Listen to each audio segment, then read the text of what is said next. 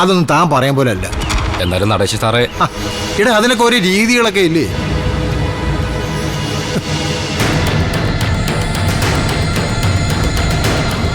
നിങ്ങൾ നിൽക്കേ, ഞാൻ ഇപ്പോൾ വരാം.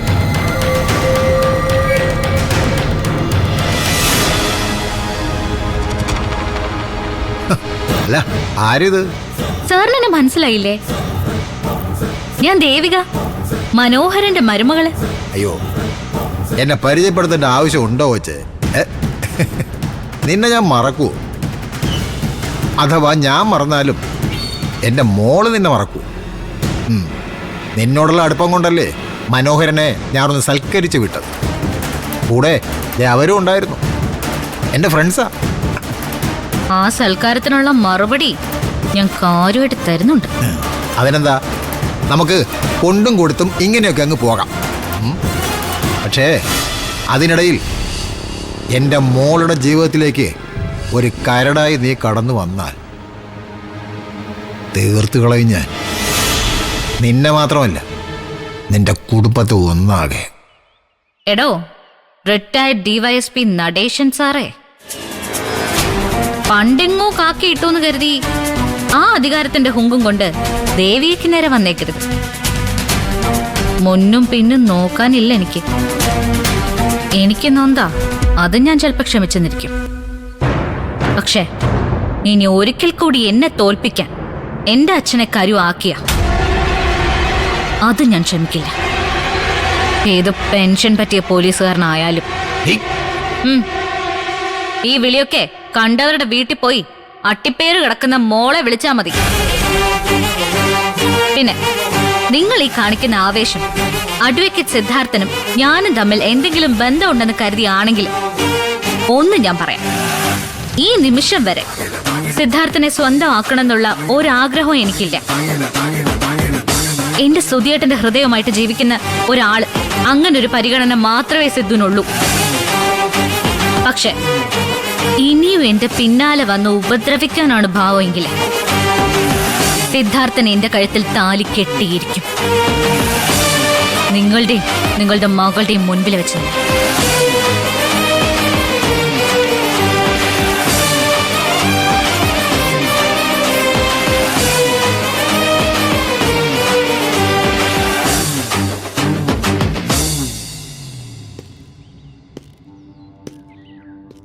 പൊന്നുമണിയെ ട്രാപ്പ് ചെയ്യണമെന്ന് നിന്നോട് ഞാൻ പറഞ്ഞു, സത്യവാ.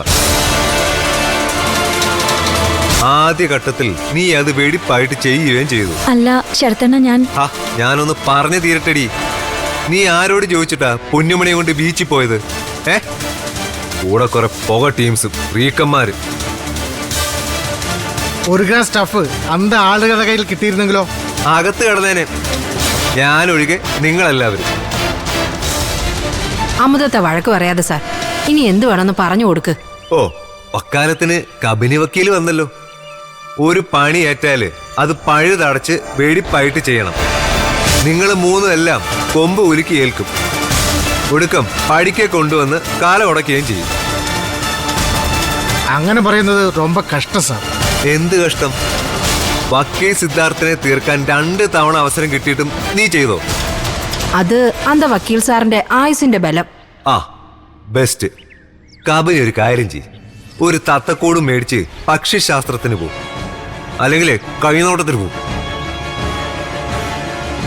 ശത്രുവിന്റെ ആയുർവേഗ ചുമന്ന വഴി കൊണ്ട് വെട്ടുന്നിടത്താ നമ്മളെ മിടുക്ക്. ഞാൻ ഇനി എന്ത് ചെയ്യണു ശരത്തണ്ണ? നീ തൽക്കാലം തമിഴ്നാട്ടിലേക്ക് തന്നെ പോകും. ഡോക്ടർ അമ്മയോട് അടുത്ത് നീക്ക്. ആ പിന്നെ എന്റെ അമ്മ കിടന്ന ആ സെല്ല് ആർക്കും നൽകാതെ മാറ്റിയിട്ടേക്കണം. അത് ദേവിയേക്കുള്ളത്. ദേവികയ്ക്കോ?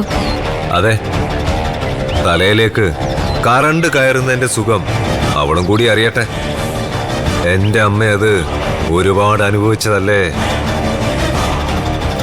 കണക്കുകളുടെ കളങ്ങൾ കൃത്യമായിട്ട് വെട്ടിപ്പോണം, ഒന്നും വിട്ടുപോകരുത്.